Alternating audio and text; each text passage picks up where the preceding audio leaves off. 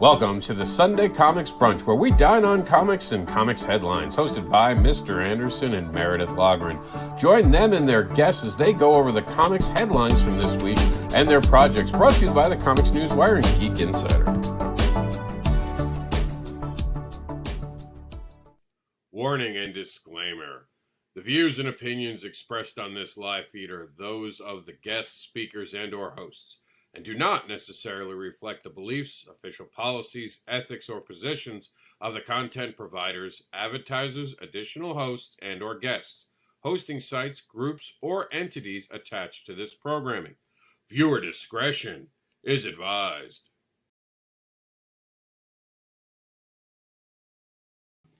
And welcome to it. We got a full show today. Let me switch over to Meredith's thing. Jax is playing. We're going to go around the room and let everyone introduce themselves while me and Jax get situated with the musical instruments. Go ahead, Meredith, you're first. All right, you guys, good morning. This is Meredith Loughran. I am the associate editor over at Geek Insider, as well as the executive producer of the Geek Insider podcast, as well as one of the founding members of Terraform Comics. We've got some exciting things that are happening with Continuum. And I am also the project coordinator of Indie Vet. We're actually looking at another one coming up soon. So kind of crazy. I am also the comic noob, and I'm going to take that title and I'm going to keep it with me until I actually deliver my first book, which is not going to be too long in the future. Nice. Fingers crossed, guys. Mm-hmm. So lots to talk about. Let's pass the baton to JD. How you doing, everyone? My name is JD Calderon. I'm the writer and creator of the Oswald Chronicles. Currently on Indiegogo, so if you want to go check it out. Hey, all right, put those up again. Oh, okay. That's the cover, and that's the other one, and that's the other one. So those all three are available currently on Kickstarter. So you can also find me on YouTube under JD Calderon, where I interview independent creators and sometimes hold panel discussions. And you can also find me in the Facebook and Twitter under JD Calderon. All right. See, Michael, let's get you up here. All right, I'm C. Michael Lanning. I'm an independent artist and mad scribbler. I'm over there on Silverline Comics. You can always check me out on Wednesdays over there with their Wednesday Night Wham on Silverline. And, of course, the Comics Newswire is here on Friday. And if you're interested in Silverline, check it out at silverline.com. They've got craft blogs, talk about previous books, and creator profiles. So give them a go. Let's take a look. All right. Mr. Rob Anderson. Again, everyone knows who I am. Oh, come on. I'm infamous. This weekend at CromCon, they were doing pitches and stuff like that. Pitch yourself for I almost said it. All right, here we go. All right. I am Mr. Anderson, and I am the unboxable, uncanny, advocating creator who creates books about fetish monsters and more. You can find me at MrAnderson.com, where all of my works live. You can find how I advocate at Comic Book Advocates, as we do the Comics Newswire. And finally, you can get the music samplings of Jax's, whatever that is, playing. Never, because I wouldn't do that to you. He needs a lot of work. He is no Eddie Van Halen yet, but give him time. You never know. So that's me. They've got to start somewhere. That's exactly. Every creator starts somewhere. You don't like your work at first, but you know what? I don't mind the noisy toys. I never did when my kids were little because I knew exactly where they were. The one time that they were quiet, though, they were on the bunk bed, the top bed, with the jar of Vaseline petroleum jelly, and it was on the ceiling. It was on the walls. I mean, everything was. It was in their hair. I mean, they were grease monsters forever. Yeah. I've had incidents like that get kind of bloody after a while, so I hate to admit that. Even Dawn dish detergent doesn't get that out, okay? Yeah. So I don't really have any topics, but I think Rob is pulling up some of the stuff that we did on the weekend, which was on Friday. Well, you wanted to do that thing. Let's do that thing at the beginning so it's easier to find. What thing did I want to do? You wanted to open something? Oh, I didn't know we were going to do that at the beginning. Okay. Yeah, something like that. Let's make it special. Let's do it at the beginning so it's easy to find. Most people watch at least the beginning of the video, so let's show them some love. Okay. So I'm not going to dox myself, but it says do not bend. And this is actually from John Celestri, and I've been waiting for this. And like promised, it is before Christmas time. Now, I don't know if any of you know this, but I am expecting my first grandchild right around Christmas time. It's a horrible thing to do to a child. Horrible. I know. I'm a New Year's Eve baby. So I'm going to. Now, it wasn't in the Gemini mailer. I don't know if they come in different sizes or anything like that, but I'm glad to see, even though there was a little bit of bend on the packaging, and I probably just doxed myself. That's all right. The package itself looks like it's unmolested. So it is bagged.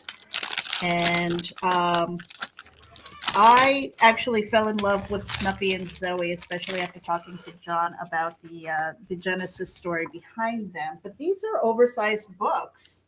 Let me see. All right, so I've got Elysian Fields here, just as a comparison. So, and the covers are more of a cardstock, which is really nice. Let me just put that there. So Snuffy and Zoe. We've got the drawn color. Let's see. We've got another Snuffy and Zoe here. We've got the Ash Can edition, which is cool. That is going into my collection. That's not going to the brat. Those other two are. And then Mega Moose maybe when she's a little bit older. Mm-hmm. And this is the one that I've been looking forward to. Oh yeah. Oh yes. Nice. So I'm very, very glad that it is not molested by the mailer, but this is going to be framed, and I couldn't wait to get that in my hot little hand. So very excited about this. Signed, an actual sketch. It's really I'm thrilled. And then a signed that's awesome. thank you note. So. You're gonna be famous, baby. Can you never say molested on this show again? No, I cannot promise that. Now, about you doxing yourself, don't worry about it. There you go. So Meredith, about you doxing yourself, don't worry about it. We'll be there for lunch. Yeah. Hey, I can cook a mean lasagna or chicken marsala. Oh, there you go. Yeah. So Jax gets these. Yeah. Mm-hmm. Got them just for Jax, actually, because he respects books now, so he'll actually respect these. So I figured, it was cool with the toy box. I got these from Kickstarter, not the Indiegogo. I don't know if that matters to the audience. Ooh, Jax just got excited. Toy? Yeah, it's a toy box adventure. Yeah, toy? Yeah, toy. I got mine from the Indiegogo campaign. Take it. These I got for you. These are yours. Toy. Toy. See? There you go, John. You can't get anything better than that. A little kid running when he saw it. He wants to see it. He wants to go through it now. Look at that. Really cool, right? And you've met John. Look at that. Review right away. You have a little 5-year-old reviewing your book live. He digs it. Great art quality, by the way. It looks really cool. It reminds me of like when I was a kid. Like these are the comics I would have as a kid. I wish they were on newspaper just so I could have that smell. But here you go, Jack. Go in the bed and read. Go. Toy? It's about Toy Box. He's in it. That's it. Hey. That's it. He's good. That's what you want to see, John. And I got it for him. I really do want to get some copies for myself from John one day. It's been a rough year. And, when you pick between your kid and you always pick your kid. Mm-hmm. It's always your kid. But, John, I'll get some collector item ones during the time. I'm going to come try to see you at one point because I hope you make the Comic-Con circle. And I will be traveling in 2021 because we do have – I know people get pissed when you call it a cure, so I won't call it a cure, but we have a vaccine. Why we're not giving it out yet pisses me off, but it's here. There are a couple other companies. I personally think we're being stalled politically, which really makes me mad because I remember during a debate when they said, oh, you're just letting people die. What are you doing right now? Why are there not officials who are like, if it's here, England can do it, We can do it. We literally broke away from those people because we thought they didn't do their jobs right. And we're literally behind them right now. Come on. Wake up. And I like the fact that literally now means literally anything. That is literally true. Yeah, thank you for dumbing down the dictionary, people. It makes it so much easier to use word the right way. But yeah, we got some great stuff for you guys today. John, good job. The only thing I would suggest in the future is the Gemini mailer, just because mine got beat up too. I didn't want to dox myself because I've done it enough on these shows. And I get weird people show up every so often. And I'm like, seriously, I will shoot you. I have tons of guns. No, I'm kidding. I kid. I don't send me the NRA like newsletter, and don't send me the reverse. I don't care. My rule about weapons is this: when the zombie apocalypse comes, the first person who comes to my house to raid it is going to give me weapons. I'm waiting for them to bring me my weapons. It's like Grubhub for guns. Wow. Nice.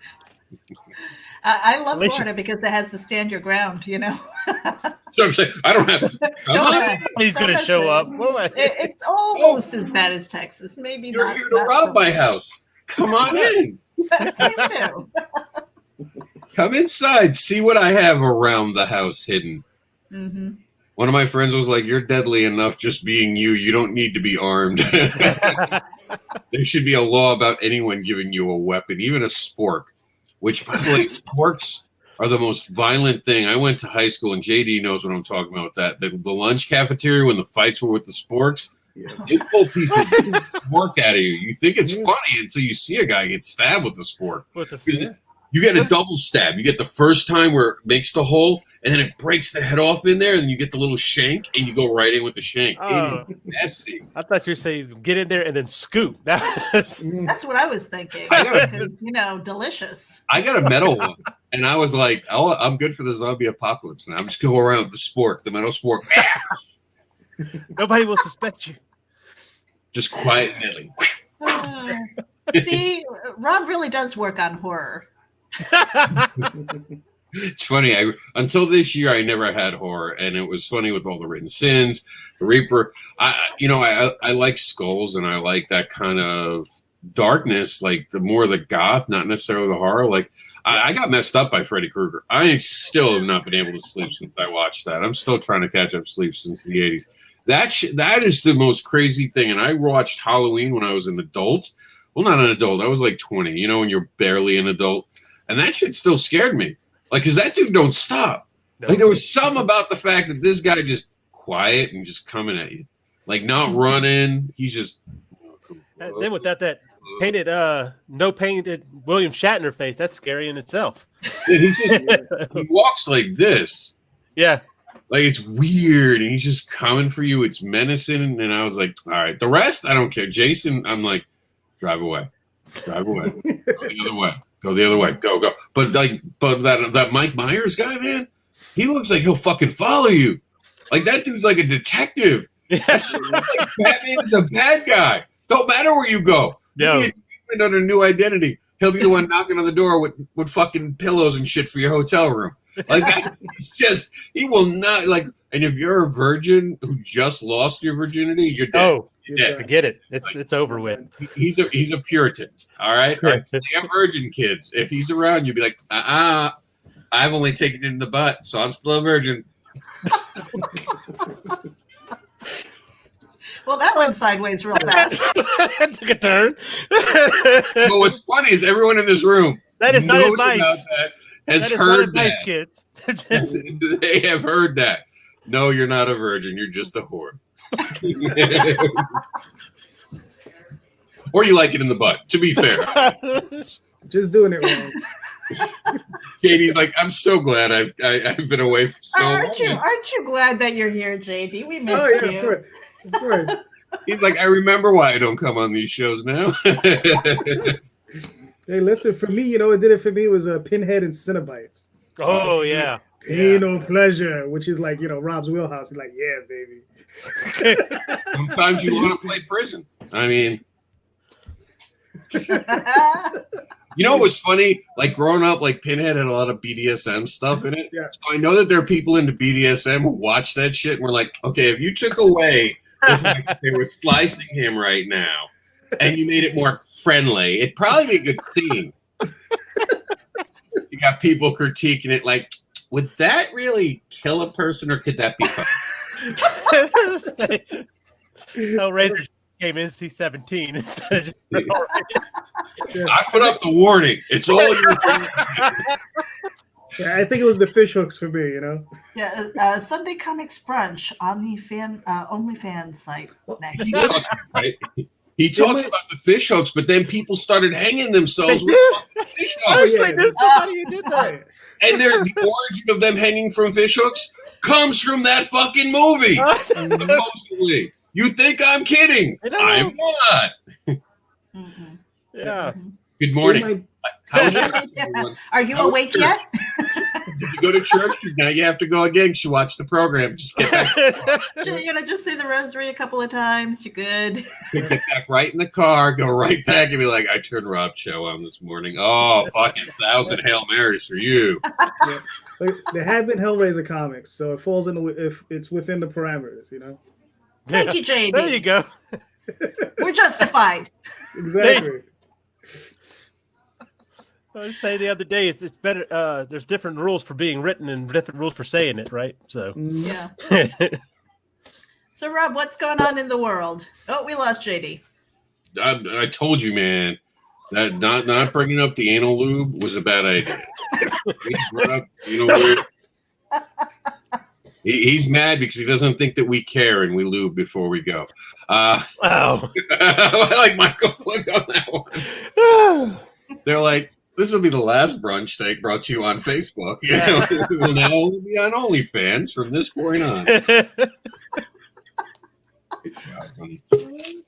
There you go. All right. And he's hitting back. the wrong damn button. I meant to hit this. So here we go. Shorty's asleep, baby. Rob, what do we got going on with the news? Bringing it up right now, boss lady. Yeah. Need a deeter from where this conversation could go. And I could finally show off the top. Like last week, I spent the whole show working on these little light bulbs. We got to the end of the show, and I forgot to show it. I got distracted. So here it is. Happy holidays, everyone. Comic book advocates, where the love and passion for comics comes first. I should have been an announcer. Should have. I got the looks for radio, too.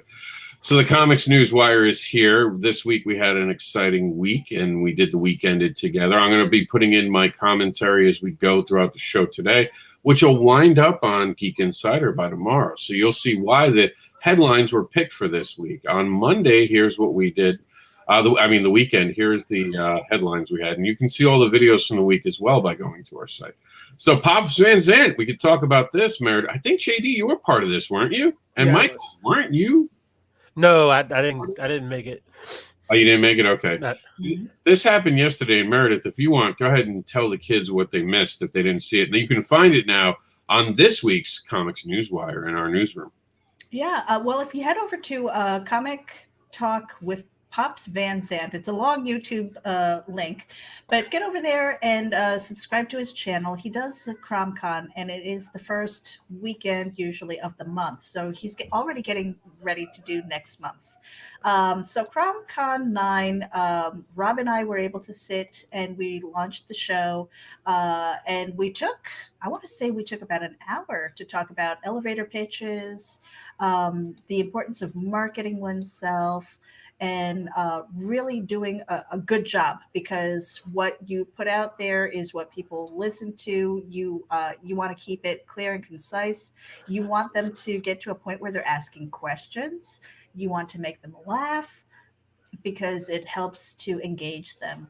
So when they're feeling good about you, most likely they're going to look at your books. So there's a lot of information there, and they had a lot of really good guests. So if you tune in, I know for the first video, I think it was about 6 hours long. It was an all-day event, and everybody had about 15-minute slots to pitch their books. That's what he wanted to do.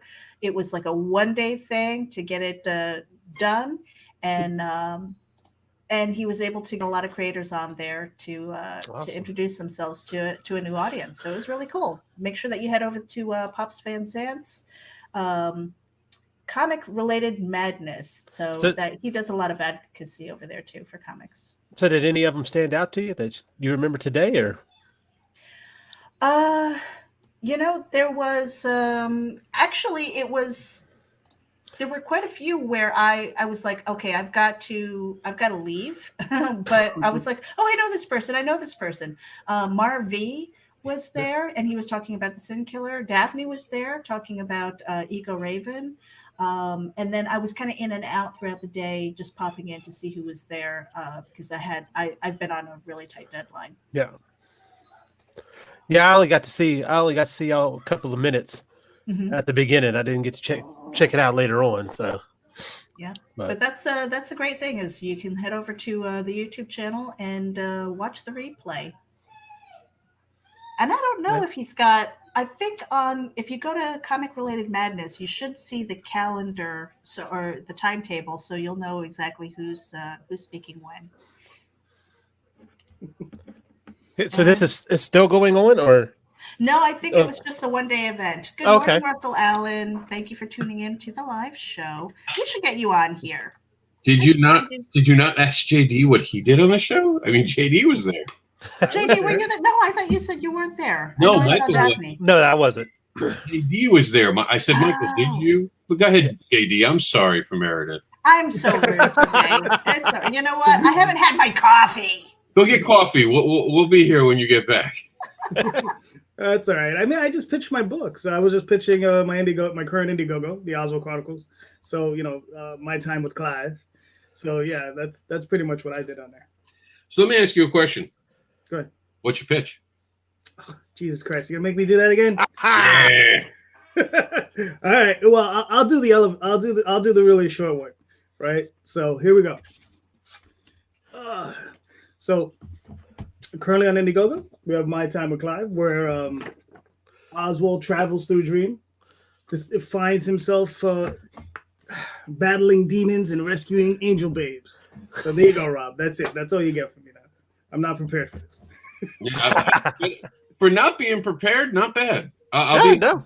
That was not actually bad. I give you credit. We were talking about. Go ahead, Michael. The Angel Babes really pique your interest right off the bat, so that's really good. Not to mention, the artwork on those covers is just fantastic. Oh, thank That's you. comics, right? Half of it's visual, and I tell people that. This is next week's story, but I'll bring it up quickly, and you guys can chime in. It's been a big. It's been bigger than even I expected it to be. News came out. I don't know. We didn't cover this on Friday, I don't think. So on Friday, big hurt feelings. Plastic Man was made into a girl, and I've never seen so many grown men cry about a flexible woman before. I mean, I really started to reassess my friends when they were like, I can't believe they're turning a flexible man into a woman. I'm like, what? What is wrong? What? And then they're like, you don't understand. I'm a Plastic Man fan. No, you're not. No. And I even dropped it on someone today. I was like, there's literally another guy called Elastic Man. Tell me which one is which. And they're like, right. And then they're both DC, aren't they? So fuck you all. You don't give a shit.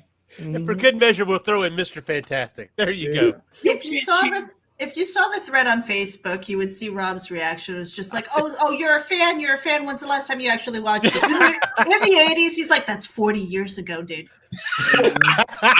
I don't, and I like Plastic Man. Don't get me wrong. I got him back when he was a cartoon when I was growing up as a little kid. I like him, but here's the deal.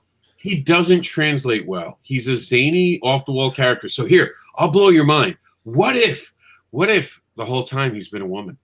Because he can shapeshift. What if he's been, no, I'm being serious. What if he's like a woman who was like a really badass villain that just disappeared that was a female, and she's been hiding amongst the heroes the whole time and doing things that we never knew? You know what? Maybe if they actually had that storyline, the people wouldn't have a problem with it. But I have my doubts they're going to bring that. But you know what I mean? But that's surely what you could do with the character. Because this character really doesn't work. They're not taking something, and I understand when you take something that's very popular and you just suddenly make it a woman without explanation. Yeah. You know, like when you just, we're going to just kill Tony and make a female Iron Man. Well, I'm gonna be honest with you. We had this discussion before on a Silverline. You know, the power in theory, it sounds really cool, but when you look at it visually, it looks stupid. Except for when you have a female doing it. When you look at Elastigirl and The Incredibles, it doesn't seem as ridiculous for some reason as it does with the man. For a man, it just doesn't. It doesn't mesh with. I was never a Mr. Fantastic fan either. So I can explain it to you. I was gonna invoke Elastigirl. You know, I'm like, we've already got one. Yeah. No, I can explain it to you, and it's really simple. We're used to seeing women contort themselves. What? Whether it be cheerleaders, whether it be ballerinas, this is something we have become very used to watching a female contort her body. Even, and I know it's a PG show, even sexually, we're used to women being more. When you watch the library of classic television found under the rated NC-17 section of your internet, you see the way the women bend, and that's kind of something that turns men on. There are so many men who are watching Elastigirl with dirty thoughts. Their kid is all excited, and they're just like, what could I do to that? Yeah, and it's just that's what guys are. It's why we like boobs on covers. It's literally evolution. You are telling me that this girl can make her boobs bigger and smaller on cover? Come on, guys! Like I'm divorcing all men who had a problem with that. All men who had a problem with that. I'm in. DC, take my money. Also, I'll write the fucking thing, DC. You give it to me, I'll give you some shit, man. You'll love it. Also, the size of her hips. Jesus. We'll call her Mistress Rubber Band. I'm telling you, watch out, Avengers. Here comes the next big gross. That's part of that. That's part of that dark line DC was going for. Save some for later. Oh, goodness gracious. There you go. But seriously, like, I'll let it go around the room for a minute. Are you guys really offended when they change the gender of a character just on face value? Like, I'll wait to see what they do to it. But I mean, this was to me a D-list character that I actually like. I'm a fan of, and I'd like to see them try to do something with the character, make it interesting. And to be honest with you, sometimes I do think characters would be better as a different gender. When I found out that Venom was originally supposed to be a woman, I was like, fucking missed opportunity. If Venom had been a woman out the gate, that would have been brilliant, especially if you wound up finding Gwen Stacy underneath it. Because that was the original thought of it, was Gwen Stacy hadn't actually, or she was like a clone, because they did the clone thing and they were going to bring her back, and she had the memories. Someone showed her that Spider-Man killed her, so she's gone insane with the symbiote. How awesome would have that been? Yeah. And especially if they didn't show it was a female at first. If they just had the Venom male body, because with the symbiote, you could have hid that. Yeah, that would have been cool. See, as a writer, I see opportunity, and all you get is these guys like, oh man, it's always forced diversity. It's always forced diversity. But no, there's 50% of women in the world, guys. Maybe there should be 50% of women heroes. I'm just saying, like, think about that. But you know, this is actually not anything new, because you look at Captain Marvel. The old Captain Marvel and everything, he was a man when it first started. And then we kind of went into having Carol Danvers or whoever take over that mantle.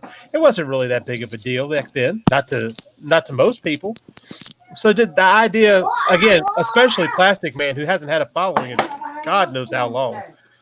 I don't care, personally. What do you got, JD? I mean, for me, like, as far as Plastic Man goes, I'm not necessarily. I was never a big fan, so I don't have any stake in this. But I remember when they did introduce the Jane Thor. You know, when it first happened, you know, I was like, what's the big deal? I mean, this has been ripped off from a What If comic that was done like 20 years ago. So it's like, you know, it's not a big deal. It's been done before, right? And I was like, it'll last 12 issues, and Thor will be back. It's no big deal. It's a comic book. But it did last 3 years. It really got long in the tooth.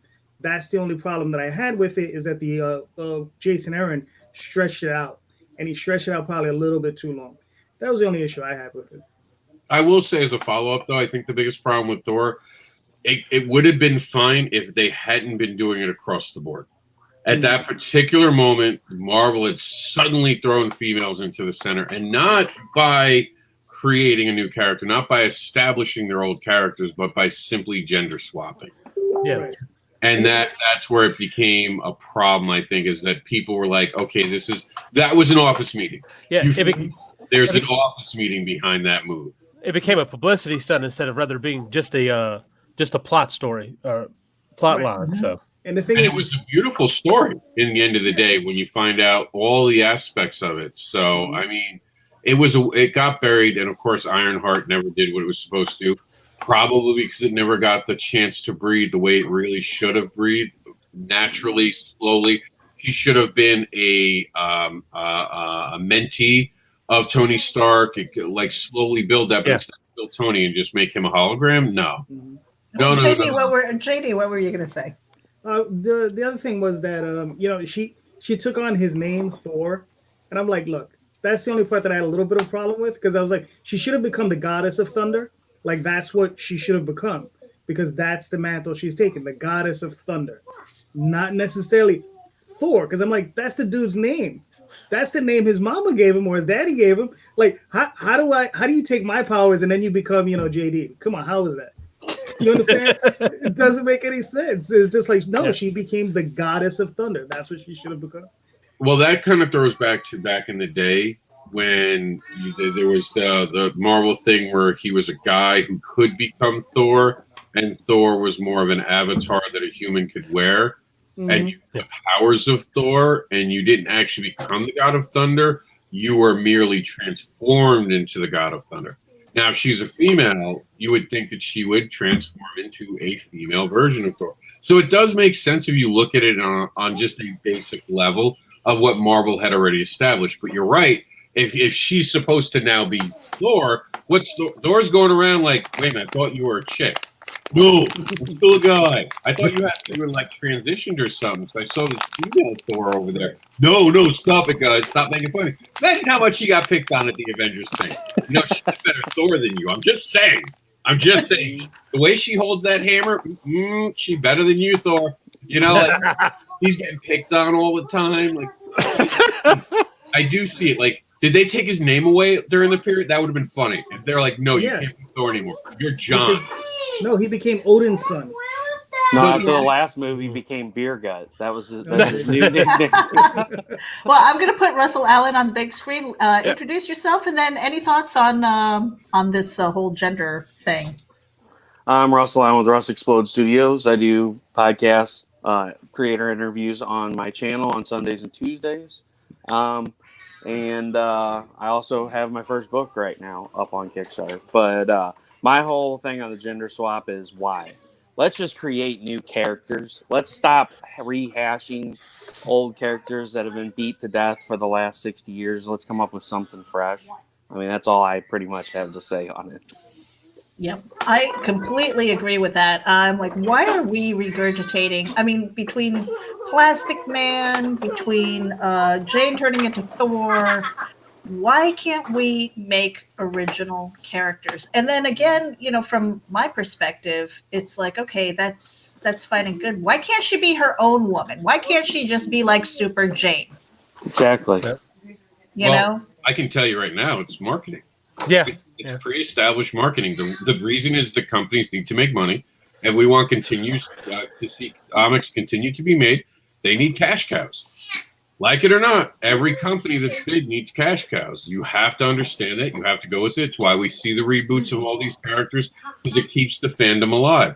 I'm okay with a Teenage Mutant Ninja Turtles reboot after the last reboot, because I hated the last reboot, and I'd like to see a new reboot now. Thundercats, I would love to see them erase Roar. Yeah. But it's exciting. It gets us involved. We're talking about a character no one gave a shit about for 40 years. Yeah. And suddenly people are caring. So why are they doing it? This is it. We're excited. Good and bad. We're excited right now. We're talking about it. I don't know. I think these days, people are just waking up every day and say, what are we offended about today? Well, let's make it trend. That does happen. But I have to agree with Rob on this one, because can you imagine trying to put out a new character right now? How are you going to gain interest for that character?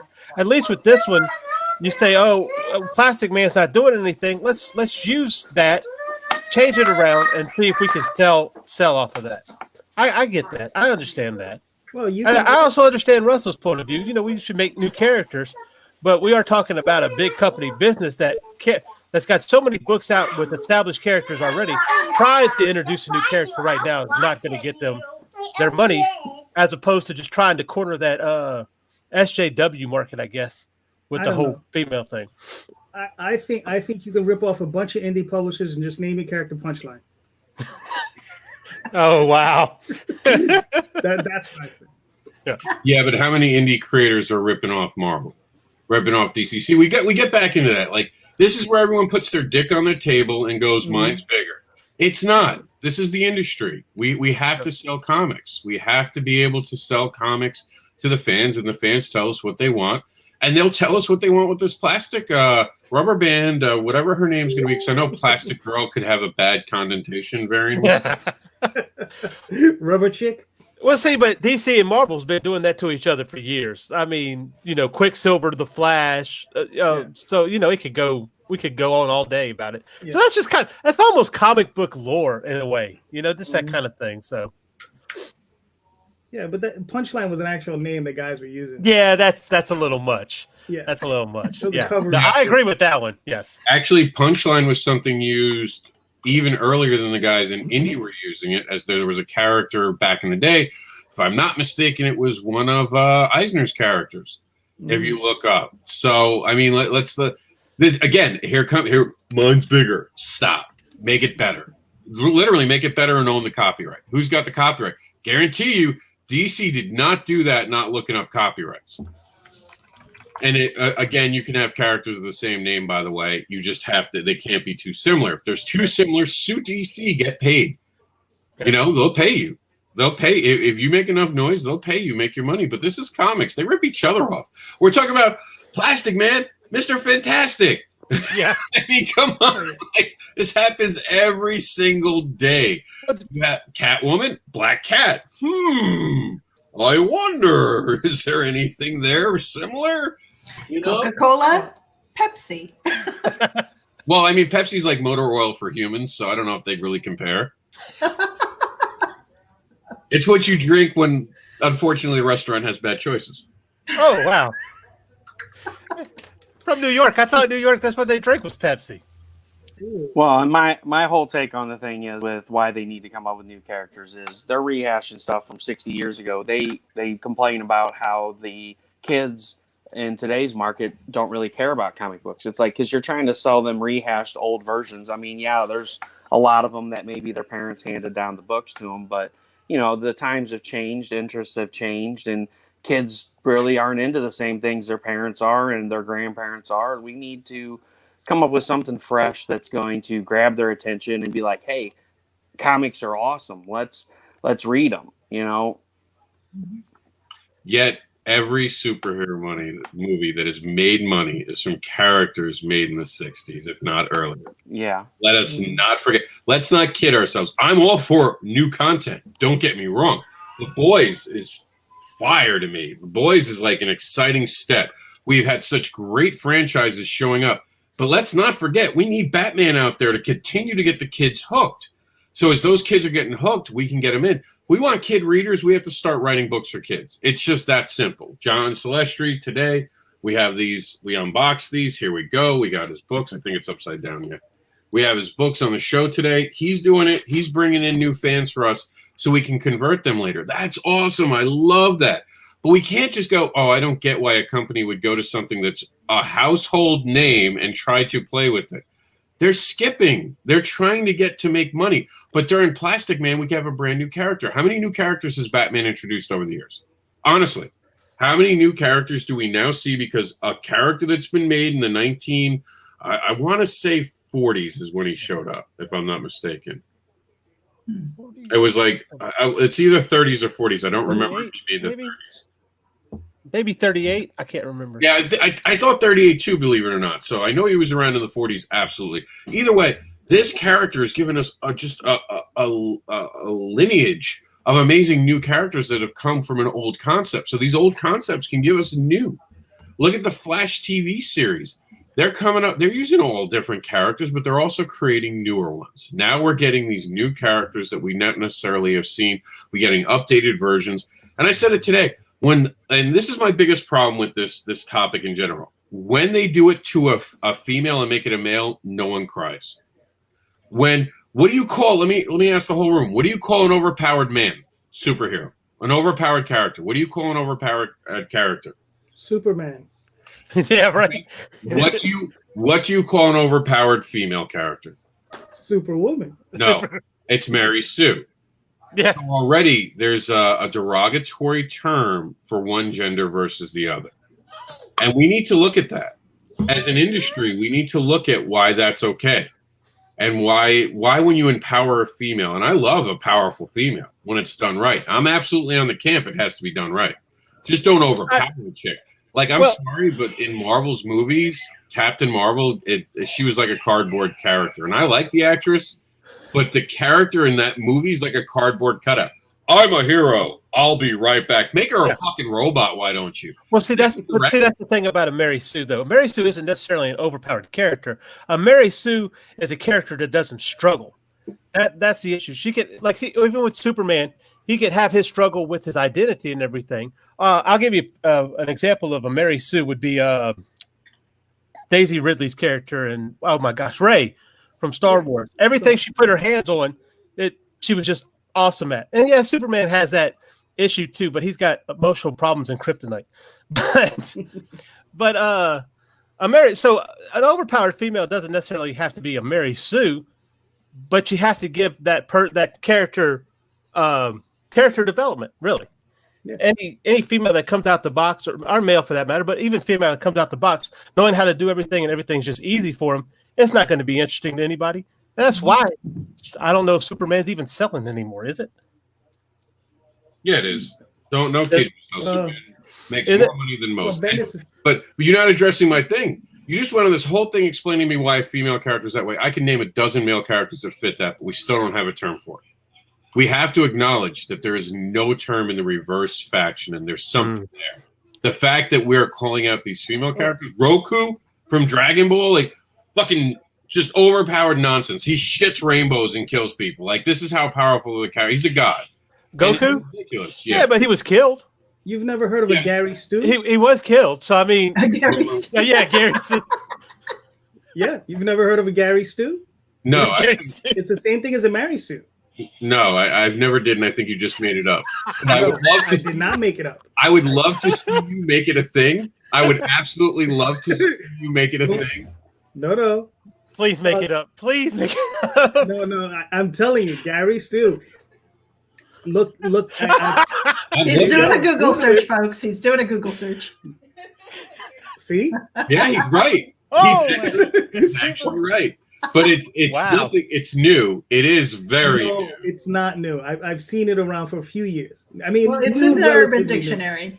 Yeah, it's relatively new within probably the last 10, 15 years, but it's, I'm pretty sure it's some male who was like, hey, make something real quick so someone can't point out that we're being misogynists. Well, real quick, because I've never heard it. You're the first person, and I literally cover comic books. Today I learned something. Well, Mary Sue, hold on, Michael. That JD picked it up just for this day. He knew he'd be on a show one day, so he 10 years ago made this character Gary Stu.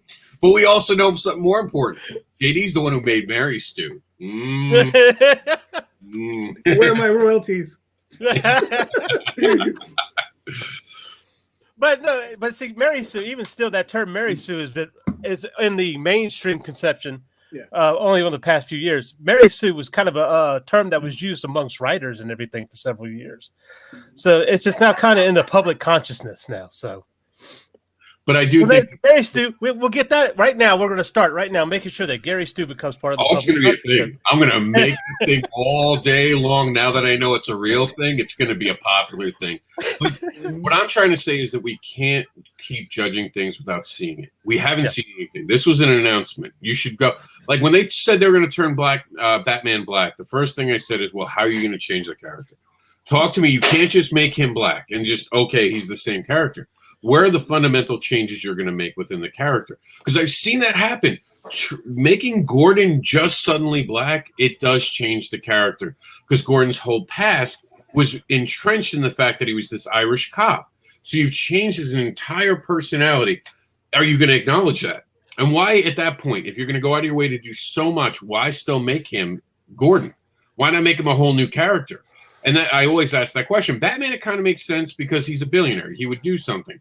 But would Gordon make sense? Would his name even be Gordon? I want to say it does, actually, and I'll tell you why it does. Because because you just said it right there. The Irish, the same background that an Irish person has is almost not identical. So don't get me wrong, but it's the same type of background where no dogs were allowed, and neither were Irish in some places in buildings and stuff like that. So that still downtrodden, person, that downtrodden heritage is still there, even when you change Gordon to black. So I mean, I could see that.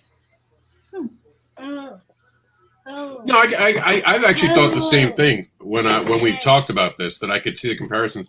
I think what I'm just saying is you have to acknowledge it.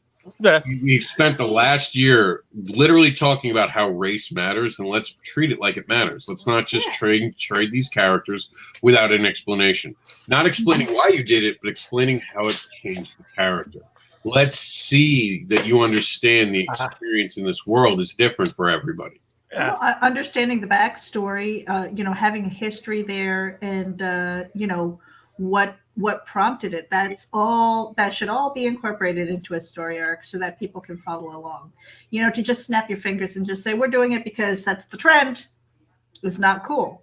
But if you can incorporate a really good story behind it, whether it is maybe an apprentice or something like that who comes up and takes over, that's interesting. But not just for the sake of pandering, because that will not age well. No. I don't think. No, I agree. You're looking at the blaxploitation films of the 70s and everything don't have a good limelight on them now. Mm-hmm. So. Yeah, and how things age really is something we need to start looking at. And I love the fact, and we did this on the news. There was an episode of what was the show? Spider-Man, Spectacular Spider-Man, I believe it was, and his friends. So there was this one where they have Sunfire in it. I think it was Spider-Man and it was Spider-Man and his friends. And I watched the show growing up, and they had Sunfire, and I actually remember the episode. How crazy is that? And they had him come off very stereotypical to the point where now that it's on Disney Plus, they explained at the very beginning. Yeah. We made mistakes as a society. We made mistakes earlier. We acknowledge those, but we still want you to watch it. I think you learn in those moments, and it kind of educates people that, hey, it's okay to change. Look, people in the past have changed. You always hear about morals. I'm watching The West Wing, and I know it's older. Don't give me spoilers right now because I'm just on season 2. My sister already told me something. My heart's broken. So I'm watching West Wing, and there was this one moment where he just goes off about with the religious people, and they're quoting why it's not okay to be gay. Because remember, when West Wing was filmed, this was a very anti-gay time in our history with a lot of people coming out, but Hollywood was very positive about gay people.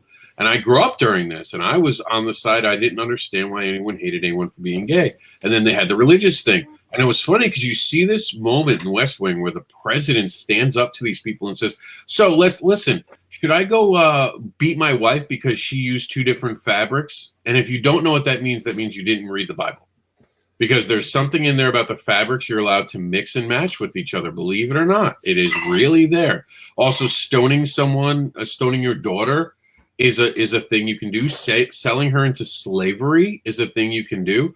And it was that moment where we suddenly realized, and I read a book recently by the poet. I want to say, I got to look it up. I'll look it up while we're doing this.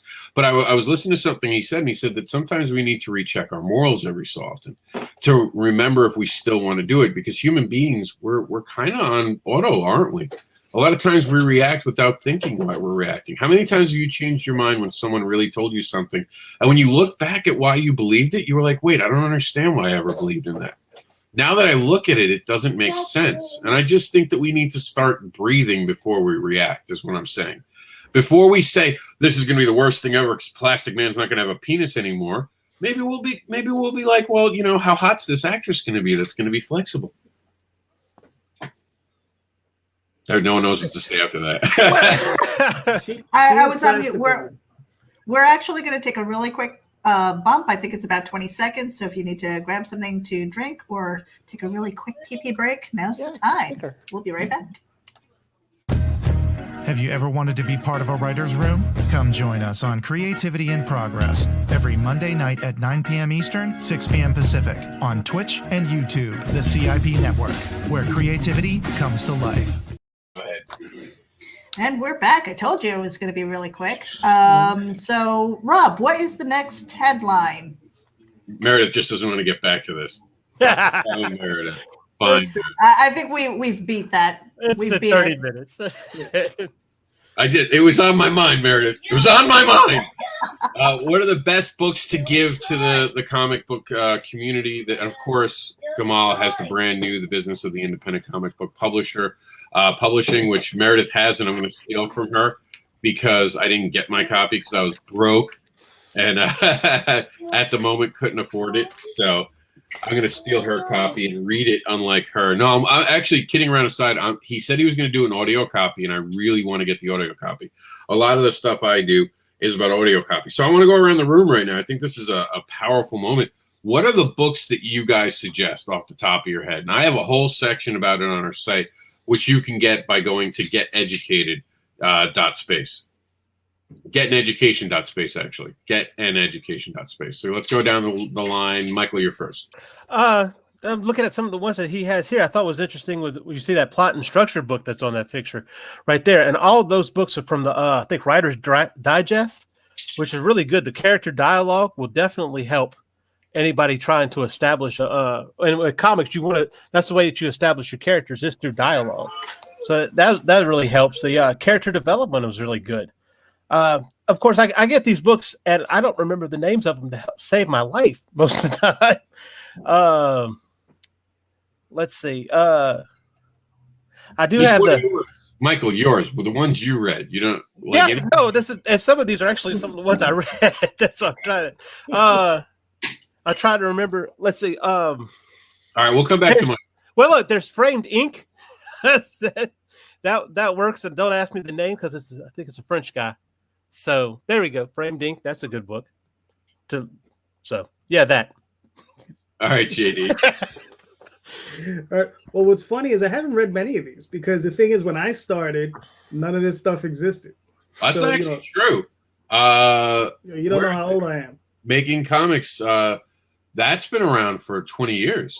Right. I was around a lot longer than that, Rob. Doing comics? Yeah. I started in 91. I thought that book was from the 90s. Am I wrong? Listen, you just said 20 years. Okay, so I'm dating myself. All right, stop making me feel old, all right, JD? Now you're making me feel old.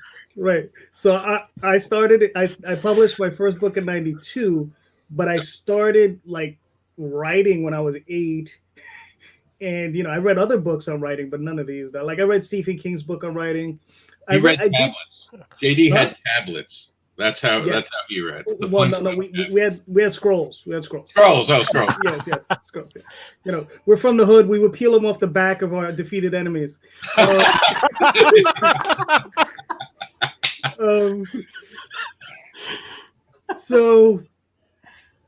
Stephen King's book on writing, I think it's an excellent book. There was a book there was a very thin, very tiny book. I have it somewhere, by Aldous Budrus. He was a renowned editor, and he would literally read every submission he would get. And this man, they said, was like legendary for this. He would get like 200 submissions a month, and this guy read them all. And they were all short stories. And he produced this magazine. I forgot the name of it. I don't think Mr. Budgers is with us anymore. God rest his soul. But, the guy was incredible. He wrote a very thin book on writing. That's actually a very good book. And then there's always this, which is more of a grammar book. This is Strong Junior, E.B. White. I tell everybody. Hold it up. Yeah. As a writer, you should be reading this at least once a year, maybe if not twice. This is an excellent book. But this is, like I said, this is more on grammar, but it is very important. Yeah. Russell, what do you got? I honestly haven't started reading any of these yet, so I don't really have books you read to say in your creative journey. Have you read anything creatively that has inspired you? Yeah, Brian Jakes, his line of Redwall books, when I was younger, was one of the major books that I got into. I mean, I read tons of books. I mean, everybody read Animorphs and Goosebumps and, books like that. But it was really cool. I come across Mossflower. It was an old hardback book in the library. It looked like it had been well read, and it was old and worn. I was like, this book looks okay. And I read it, and now I own every book up until he died because, I mean, they're beautiful. The way that he did the animal characters in there and, the story behind them. It was one of those stories that you would get in there and you would read it and you'd be like, you had no idea what was going to happen. You had no idea what they were going to do or what was going to happen to them. You're just like, hey, here's this character. We're going to follow you on a journey and see what happens. And it was great because, he never followed the thing of, the hero always wins. There were sometimes the hero won and there were sometimes the hero died. And, I think we need that in books. I don't think that every book should be a happy ending. And I really enjoyed the series because of that. All right, Meredith, you're up. What did you read that inspired you?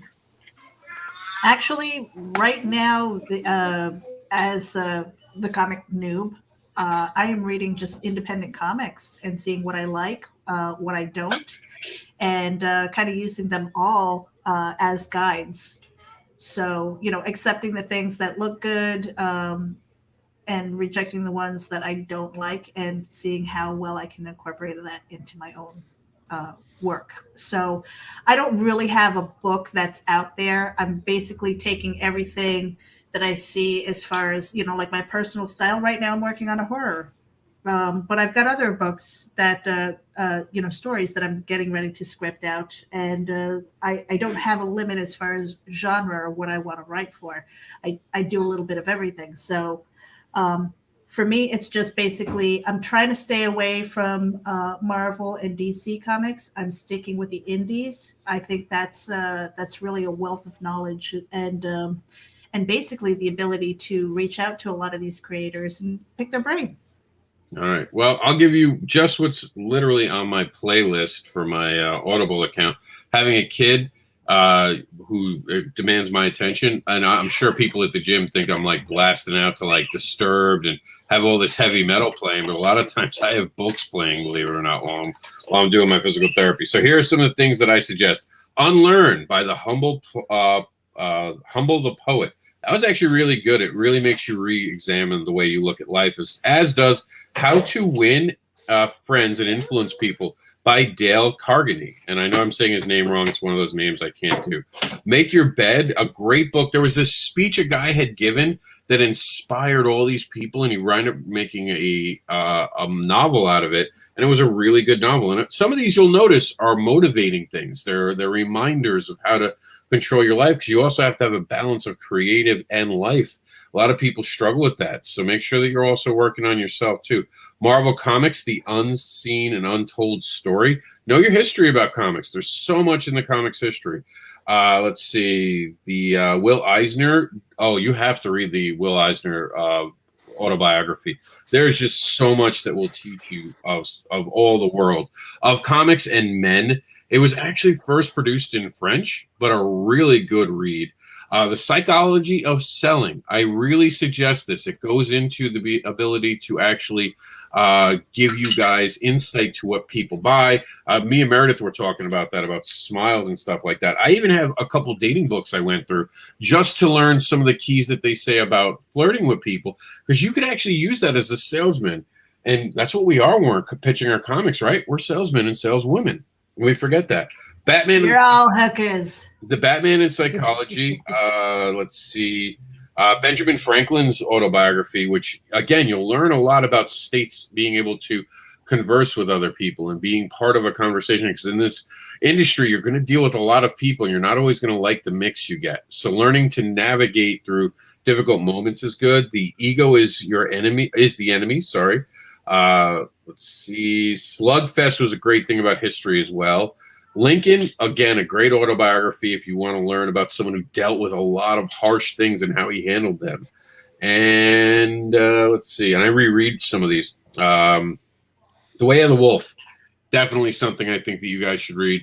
It is the guy who got arrested. He's the one they made the Wolf of Wall Street movie for. He says so many things you don't realize. How much we're embedded to be sheep from day one, how schools make us how we are. He goes into that and tells you the truth is how to exploit it. I mean, I'm not gonna sugarcoat it, but it helps you with your pitches. It helps you understand the business side of what comics are.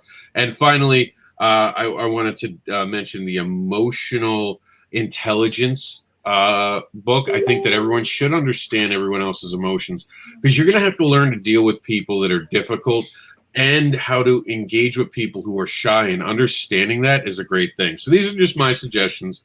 There's some more I skipped over, but I went with my top hits. Well, Rob, make sure that you send me that list. I know that it's up on the website, but I also want to put it into the show notes as well for people who are tuning in on the replay. But I did want to welcome the listening audience. We do see your comments. We don't always put them up here. Nita Lanning, thank you for tuning in. Mike James Bengston. We've got Trish Bengston tuning in. Let's see, Marvi, Bon dia. And let's see. Trish has a... You want to run the comments, Meredith? No, because a lot of them have passed. So, Okay. But we'll make sure that they're available for replay. But Trish has a really great question here. So, what indie titles would you recommend besides each other's? Because friends always say each other's books, and nothing like a little bit of nepotism, right? Well, here's the thing, Trish. What do you like? You're asking me to suggest something to me. Tell me literally in the comments, what do you like, and I can help you. Because I'm not going to pitch to you something you're not going to like. Why would I bother wasting your time or even my time? Tell me what you like, and I'll tell you the creator I think you should follow. If anyone else wants to throw a name out, I will, but I'd rather hear what Trish wants to read and what she's into. So if anyone wants to throw out a name of a book, go for it. Mike? Trish is into a lot of different books. They like the books from Tom Hutchison, Big Dog Inc., a lot of the Princess versus Zombies and books like that. Sorry, I'm friends with Mike and Trish both. An indie title that I'd like to throw out there that I was turned on to by one of the gaming streamers, the Randalorian. We just started chatting about comics one day, and he's like, "Have you ever read Invincible?" And I was like, "No, I've never really read that." And I know it's kind of not like an indie title, but it's a really good story. And it was funny because a couple months after he turned me onto it, and I picked up a few of the first books, I end up reading that Amazon is doing the animated series for Invincible, and it looks amazing. That's a good question. Now you said that it's not really an indie book, but if it's still Image, I guess it really is indie because they still have to do with they do a lot of their own marketing, the creators themselves. So yeah, well, and I mean, I say that's an indie book, and then some people get mad about that. And yeah, so because it's got an eye on it. That's why. Yeah, but they are, because they do own their rights. They are able, they whenever they do make a film out of something, it's them. And even when you look at which is Robert Kirkman, who did Invincible. And he's got it's Image that publishes it, but it's Skybound Comics that puts it out, which is in itself independent. I don't know when you get to that level where it's like, oh, you're not independent anymore, you're big business. But I think really we kind of forget that Image is not like Marvel and DC. So I would still call it an independent book. I think that's a good label for it. Yeah, I mean, that's what I consider it, and it's a really good story. I was like, I'll check it out, and I like I said, I got the first few issues, and I'm totally down for getting the rest of them when I have money again. That's the bad thing about being a creator and trying to, put out a new book and stuff. You pour so much money into it and trying to get it out there, and oh yeah, like mine, mine's a novel, and I'm trying to push it out there because eventually, once they finish the origin story of Xeno Nanite Titan and they finish the first 3 books, I'm doing a comic book series, but I wanted to kind of introduce the origin story and not do like what Marvel did with Wolverine, and 60 plus years later they're like, oh, we're going to do X-Men Origins Wolverine, and it's like nobody cares now. I mean, everybody's had 60 plus years to figure out their own origin story for him. I like it like the Punisher. You get the origin story up front, what happened to him. His is kind of short, so they it was included in the story, but mine isn't. There's a lot of unknown answers that it's kind of hard to do 4 or 5 comic books on to try to explain this guy's powers and how he acquires things. So, and this was kind of my way of showing off my pros and as a writer, and trying to find an artist out there that wants to work with me and say, hey, I really loved the origin story that you put out there, and I hear you want to do a comic book. I'd love to do the art for it. I'm really into it. That way, we have a symbiosis as far as a book goes, because if you got somebody that's not really into the story, it's going to show in the end product. Yeah. Okay, well, let's get back to Trisha's question about the books. Yeah, sorry. So, one thing we weren't supposed to be doing was pitching our own stuff, guys. So remember that. Besides your own work. So, Michael, now that you've defended Image, do you want to chime in with the book? Yeah, why? Because it does have the big eye on it, but it's also from Shadowline, but it's the Rat Queens. If she likes princesses and zombies and stuff, Rat Queens is kind of a Dungeons and Dragons book. If it was made by punk musicians, where that punk lifestyle kind of with your dragons and your magic and everything like that. So it's a real good book. It's funny, and it carries really well. And she said she likes supernatural books, by the way. That's what she's identified it. So think supernatural, JD. What do you got? What's a supernatural book that you would suggest? I would suggest Wellkeeper by D. Fish. That's actually a very good book. She's an incredible artist, great writer. Another book, not science. This is a science fiction book, not necessarily, but it is a very good book by Sean Wang, Runners. It was a fun book. And then from Image, Birthright, I think, is a fun book, and East of West. Those are two good books. But two books I would definitely suggest for anyone would be Cerebus by Dave Sim. We all know it. We know he has issues, but if you look at some of the earlier stuff, the stuff is incredible. And probably Grendel by Matt Wagner, especially some of like the Hunter Rose series. That's a segment of it that I really enjoyed. Meredith, and then I'll chime in and see, make sure that. I'm gonna skip that because I am not nearly as well read. So I'm still looking for the piece that really, really speaks to me, where I am so enamored with it that I have to have this series. So I'll get back to you on that. One thing I would suggest is anthologies where you see different people, like The Advocator was one. Even though I'm behind it, there are so many other people involved in it. It's a great way to learn other things, because it sounds like you're just coming out of your shell. Because I saw your comment about Belial. It sounds like you're willing to experiment on different genres. So find books like that, and you can find their different creators in it. Because if you like supernatural, one of the things I will say is that Mary Shelby, I believe, who created Frankenstein? Mary Shelley, that's right. I am saying it right. Yeah. Mary Shelley. Yeah. Okay. Yeah. There we go. There's this comic now about her granddaughter. It's amazing. It is really phenomenal. And I think you'll like the supernatural hooks that have in that book. For real indie, if you want to go deep in indie, supernatural, Chuck has The Void. He has Welcome to the Void, which is very supernatural driven. He's that way. Who else do I see? I'm not a supernatural guy as much, so I don't really pay attention to that world as much as I do other things. Like if you said horror fetish or monsters or superheroes, I have a dozen, but that's the one genre I'm not a huge fan of, to be honest. You could drop in like Harrow County by Cullen Bunn. Yeah, there you go.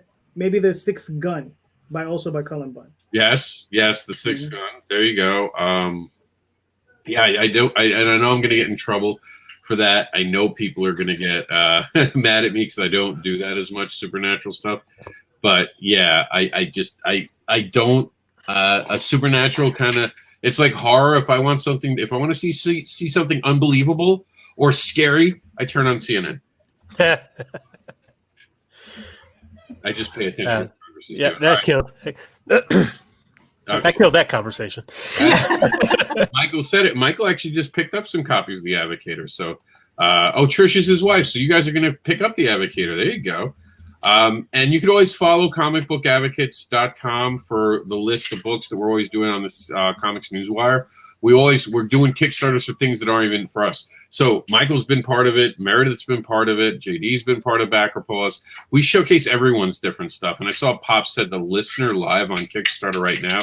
He threw in that suggestion. So there you go. There are a couple titles. And thank you for supporting Kickstarter, by the way, because I did see you guys mention that you support Kickstarter, including Belial. So that is really awesome. I really appreciate you guys supporting the creators. And remember that, always share it when you back it. Always share it when you back it. Make sure everyone else sees what you're doing. And here's the list I have for the books to read. And let me ask a quick question. And it might not be a quick answer, though. So to what Trish was saying earlier, as far as, like kind of that whole feel of nepotism, because, when we get on each other's shows and things like that, we're kind of pitching our own things and we're supporting one another. It kind of feels like an echo chamber. Is it? Not my show, because we go out of our way to get to the bigger audiences. I can tell you, you've seen more new people on my show constantly because we leave the doors open. We leave the doors wide open, just like Indie Volt. Indie Volt's always getting new people on their programming. So I would say no for an echo chamber. I think that you've seen me, Meredith, reach out to new people, deliberately trying to find the next new talent to showcase them. I don't just, I mean, you watched me cancel a show because it became an echo chamber. Yeah. So I think for me, once it becomes the same people, I inherently need to go out and see where there's new blood, because I can't just be in that bubble because I'm not learning. And I love the people I'm associated with. Don't get me wrong. I want them on my programs, but I want to bring in that new guy. And I love having that new guy or new girl because they don't know, and we can do like inner jokes and run jokes on them, but we make them part of the community in the same moment. We kind of break them in. When you have someone new show up to your shows, it's the most amazing. I mean, Michael Lanning was not someone I knew a year ago. Mm-hmm. Me and JD weren't as close as we are now. Meredith, me and you didn't know each other a year. We were just meeting each other about this time a year ago. This is the first time I've ever hung out with Russell Allen. So I don't see it that way. I see there's always an opportunity to meet new people in this industry. Does it become an echo chamber? Sometimes, because you know what? Here's the truth. Some of us stay around a long time. And when we stay around a long time, you become like a band of brothers. Right, JD? Yep. Like, because you trust those people. Wait, this guy's been around 5 years. He ain't no joke. Well, I definitely want to hear from JD and Russell, because you both have your own shows as well. So how do you deal with that? And do you find that it's an echo chamber, or do you kind of do the same thing with Rob? Always seeking new blood and things like that, and hoping that what you do as an advocator and talking about comics is reaching a broader audience. Yeah, I know for myself, I'm constantly reaching out to new people, and I'm always trying to constantly reach out to people I don't know. Because I know a lot of people in the industry, and what I try to do is I try to interview one person I know, and whenever I interview that person, I always try to contact someone I don't know, if not one or two people I don't know. So that's how I keep it flowing for me. Because, yeah, I mean, I've met tons of people that I've never known before this, So, I mean, it's fantastic to reach out and just meet new people. Mm-hmm. Russell, how about you? Yeah, I mean, that's like today. So, tonight I have a show with, somebody that I don't even know. I constantly will scroll through any of the comic book pages, and I'll look for, an indie creator that I've never spoke to, or I'll be in a live like one of these, and, somebody be talking about their book, and, I'll reach out to them, add them as a friend, and send them a message and say, hey, do you want to be on the show? So I've never even talked to this guy. The 15 minutes that we talk before we go live tonight will be the only time I've ever talked to them. But, I'm actively always looking for new people. And sometimes I circle back around, to my close circle of artists and creators that I know really well, if they got a new project coming out, and, I'll have them on. But, I don't see it as an echo chamber, because we don't really get on completely to talk about the project. We talk about it a little bit, but it's more over, BS and have a good time, having an off the rails show, and getting to know who these people are and what their inspirations are for what they're doing. And the reason why I wanted to ask that question is because a lot of times the viewing audience, they're kind of stuck in their own little circle. So if you find that that's all you're seeing is them swapping each other's books and talking about that and things like that, maybe you need to find some new shows. Yeah. People like JD's show, Russell Allen's Russ Explodes show. Pops Van Zandt, he's got guests on. Indie Volt is another one. Broadening your viewership as far as what shows you're listening to, and check out other groups. Now, I've been in quite a few Facebook groups, and I quickly left because they were negative. And they weren't really helping people. And anybody who had a question, they were just put down like, oh, that's a stupid thing, or, being laughed at and mocked. And that's not cool. Get out of those. You don't need that poison in your life, and broaden your reach as a viewer. I would also add to that, Meredith, that projects like The Advocator and the upcoming Terraformed Continuum are designed literally to build a bigger understanding of every comic book creator out there. We don't really want to do themes because we want you to constantly pick up a book and be surprised about what you're reading.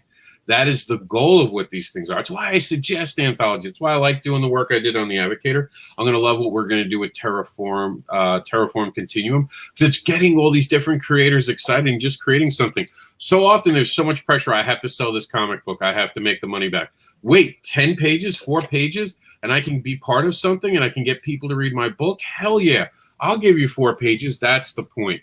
And it's just about the energy. So it's a great question, Meredith, and I do see what you're saying with echo chambers. And I hate that. When we get outside of the people I trust to be the co-anchors on the show at CNW, because I think the news does need a familiar voice. I think Yes. familiar voices matters, because then you're seeing like I can joke on this show, but during the news I don't joke as much. I'll put down maybe like Stallone, or I'll put down that, but we don't comment on fellow creators' stuff. We only give advice and try to make better, even with backer pause. I love backer pause because we're showcasing so many different things. If you have a crowdfunding thing, all you have to do is agree to the terms. That I'm looking at you, JD, still haven't agreed to them. All you have to do is agree to the terms, and we put you on the show, and we pick apart your video based on our actual real life experience watching it. You get real feedback. Like today, you saw Jax get excited, run over as he's eating after he played with Play-Doh. I hate that when kids play with Play-Doh and then they eat with their hands. They didn't wash them. Ugh. So Play-Doh. I know. Problem solved. But we had Jax just grab the books and get so excited. You want that. It's live reviews. That's why it's so important. Thank you, Trish. Thank you, Michael, for supporting, sharing, and being part of this, because you're part of the industry. Fans are part of the industry, and it's something a lot of independent creators have forgotten. Did you need to take another bump, or am I off? No, you're good. Okay. You're good. All right, sad news. Star Wars creator George Lucas says goodbye to the Darth Vader original actor David Prowse. Sad news, Star Wars fans. I mean, there's not much to talk about. We're all sad about it. We don't like to see that. So this was Monday. We did all the cyber deal stuff on Monday. I think, JD, you gave me something for yours, right? I think No, we talked about it was in the pitch. You put yours in the pitch. We did the Right. pitch as well. We did elevator pitches and that. And you see, look, I made up the ad. Here it is. This is about the elevator pitches. Teaching morals with farts, guys. A tale of conflict of bullying addressed by farts that teaches morals, which invites new readers and rewards all comic fans with laughter. These are what we're talking about with elevator pitches. Here's The Advocator. The Advocator is a collection of indie franchises trying to entice you with a short tale from their universe. How cool is that? Go ahead, Meredith. And I want you to tell people how they can actually get their things on the news when we talk about that. Send us an email. Comics Newswire. Yahoo, I think it is. I always look because of my dyslexia. I just want to make sure I get it right. So give me 1 second. Because I usually, at this point, we have it in the show listed. Yeah, it's Comics, COMIX, Newswire at yahoo.com. Plus, we use Gmail, too. So you always have to know which one you're doing. Now, can they also tag something in the Facebook group? Well, I was going to get to that. We also have, under the same name, Comics Newswire Facebook group. So literally type in on Facebook, COMIX-NEWS-WIRE, and you get directly to our Facebook group, and it's that easy. And then you're part of the program. We don't even ask you to agree to terms, because by joining the group, you agree to terms. The only thing we ask for in that group is when we're going to watch the video for back and pause. Because I don't think everyone understands what's about to happen to them. When you're gonna, we want you to know we're gonna watch your video and we're gonna be honest about what we see. And sometimes people aren't ready for it. I was talking to someone today. All they did was drop their link. That's what they're doing on social media. They have a crowdfunder. They're dropping their links. No context. Their pitch in their book is very bland and very uninformative. If you want to win fans over, you got to put the energy and effort into it. Imagine if you went up to someone, you wanted them to believe in you. You said, "Yeah, I'm Dave. I'm the best. Back me." You know, unless you're Brad Pitt, and then they'd be like, "Yes, Dave, I'm all in." And there's a lot of people who actually do that. So. But it's true. Go above. Like even if your Kickstarter has a great elevator pitch and has that tagline that's perfect, that's enough. But a lot of these people don't even have that. A 30-page comic book. Oh, thanks for that. Now I know how many pages it is. Wonderful. Let me go out and back your 30-page comic that I don't know shit about. And then and then they told me, "Oh, all the information's in my Kickstarter page." I'm like, "You're missing it. You're now telling me that I'm obligated to go search for your information. Mm-hmm. You're not making me click right away. Me click." Yeah, I mean, even when we do the Newswire. Yeah, that's what I was getting to. It's really frustrating when, to what Rob was saying, is like, check out my Kickstarter. Why? If you're not going to put the effort in to give us a pitch and tell us what it's about, and you don't need paragraphs and paragraphs and paragraphs, okay? We don't need that. What you need is that pitch, and maybe it's not vocal, but write it down. Give us something to read that entices the reader to click it. And head over and see what you're doing. Absolutely, and it's true. Perfect thing. When you're giving us art, just don't go, "My new art." Oh, yeah. Is it going in a book? Is this just art? Are you doodling? And I will not pick, when you put it in our thing, by the way, when you put it in our group, it's not guaranteed it goes on the news. I have to make sure that it lines up both with integrity. So if you're putting an ad that I think is suspicious, I'll ask you. I'll message you personally. I won't call it out in the group, but I'll be like, "Hey, what is this?" And if it's just art, I'll right there in front of everyone, "Hey, what's this for? Explain it to me," because I have to say it live on. And Meredith's been there, and Michael's been there when we're like, "So this is John. John's got a book coming out. Yeah, check it out." So nice. John's awesome. Speaking of John, someone who knows the gift of gab, John Celestri, just said BT.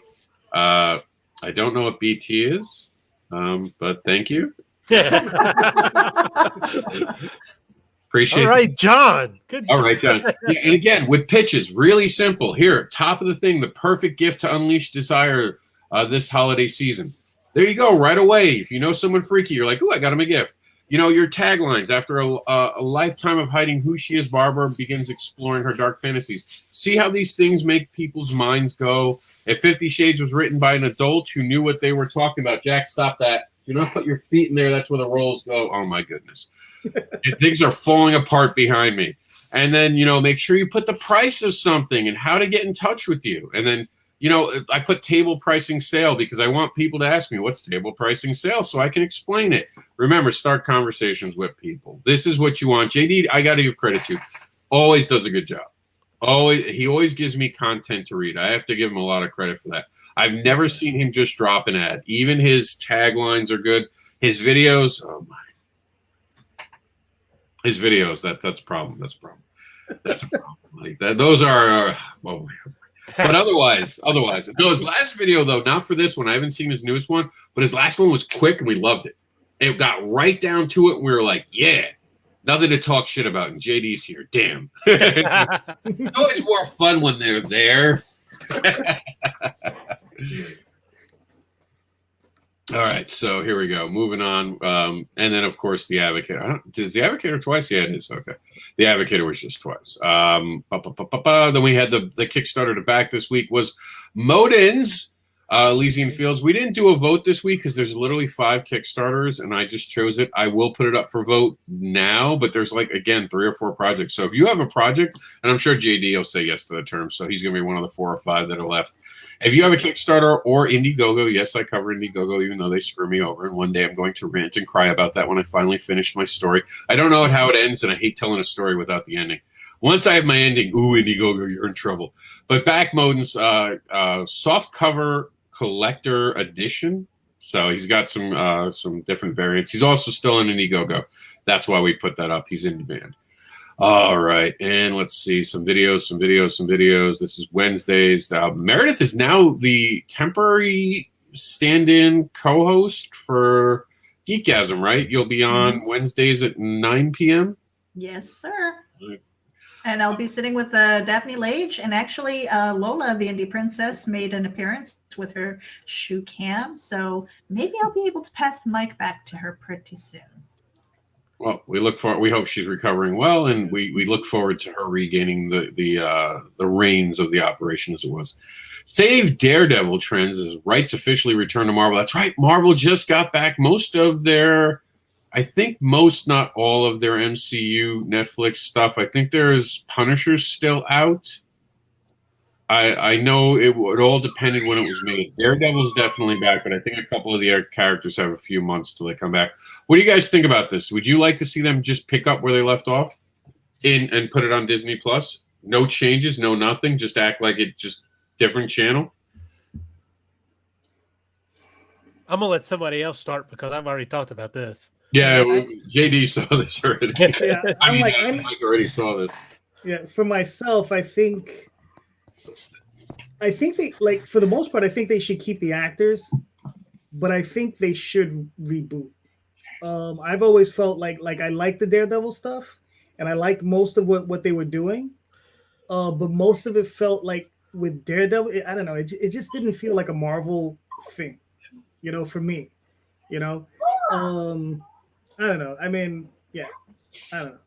I would have just liked to see something a little bit more polished out of them. The stories be a little bit more cohesive. The only one I think I really liked was the one Alias. What's the one with the lady who she has powers and she's a detective? Oh, Jessica Jones. Jessica Jones, because it's based off the Alias comic that that Bendis did. So yeah, that one I actually really liked the best. But like Daredevil, and like I said, I like all the actors. I especially love the dude who played Power Man. Yeah, I thought that guy was incredible. I would Mike love to see him Coulter. back. Yeah, I would love to see him come back. But yeah, that's how I feel about it. Yeah, just something a little bit more polished. Russell, anything to add? No, I don't have anything to add. I honestly haven't watched it. I don't really watch a whole lot of shows and TV, to be honest. Like, I mean, I watch movies and stuff like that, but I've never actually seen the Daredevil show. I've watched a few episodes of The Punisher, but I'm always busy between work and everything. I don't get a chance to watch Meredith, much. Michael, you want to chime in? I think I agree with JD. I would love to see a reboot. Yes. For me, I've been watching these. That last season of Daredevil was so epic. I really enjoyed what they did with what they started to do with Bullseye and what they were foreshadowing to. I'd like to have seen that, but I gotta agree with JD. I think the best one was Jessica Jones. If they were going to pick one up from where it was, I would like them to pick up Jessica Jones. Although it had its way, the way that it ended well. But you could go on, but I don't know. I kind of like. So I'd like to see some more Hellcat in there too. But yeah, Jessica Jones is really good. And of course, I like Luke Cage. I knew a lot of people who liked the Luke Cage show with Mike Coulter. I would like to see an actual Power Man and Iron Fist, but Heroes for Hire. I'd like to see them do that instead. But we'll see. Yeah, I mean, one of the things I hated was that they gave us baby Iron Fist, like year one Iron Fist. I was like, why couldn't you just give me Iron Fist? Well, you know what they think they tried to do, because you had the hero. The first Iron Fist is kind of different from the Heroes for hire Iron Fist. Yeah. The first Iron Fist, he had those anger issues, but then you had the Heroes for Hire Iron Fist, which is kind of a loose, fun guy. And I think they were trying to mash those two together, but they were almost conflicting. He was loose and he was fun, but then he was angry, and it just didn't go well for him. No, I just wanted to. Okay. I just wanted to see someone who was like Iron Fist, who was Iron Fist. Like he was fully formed. He would have come out. He knew how to fight. He knew how to control his powers. He knew how to do all this stuff instead of giving me, oh well, let's do the baby step thing and train him and all that crap. I mean, look, I mean, he had to go through training at some point. Just give me the guy. Yeah, I agree with JD. You have to stop giving us origins. We know who these characters are. And if they don't know who they are and they like it, they'll go back and buy comic books, you assholes. Let them go back and buy comic books. Let them go figure out the origins through comic books. You guys get the movies. Make a fucking movie. Like, I love that they did that with Spider-Man. They kind of caught him at a weird point in his origin. We were established enough that we invited a new audience, but an older audience knew what had happened when Tony wasn't around. It was exciting. And I agree. I think you bring all the actors back and you do like a multi-version where they come into the MCU. We know who they are, but we don't know about their characters because they're the same actors and they're playing a character, but they're not the same character that they were playing in Netflix because it's a different universe. I think that'd be so cool because you could slowly learn about them in a cool new way. Like what's different between this world and Netflix? So I think that's pretty cool. They revealed a new Joker. I think it's cool. It's the new Future Vision, which it is what it is. We're going to see what it is. The Creator Awards are back this year, so stay tuned. You're going to be hearing a lot about that in the coming weeks. When Meredith gets back, I'll see if she wants to announce or we're going to push it off.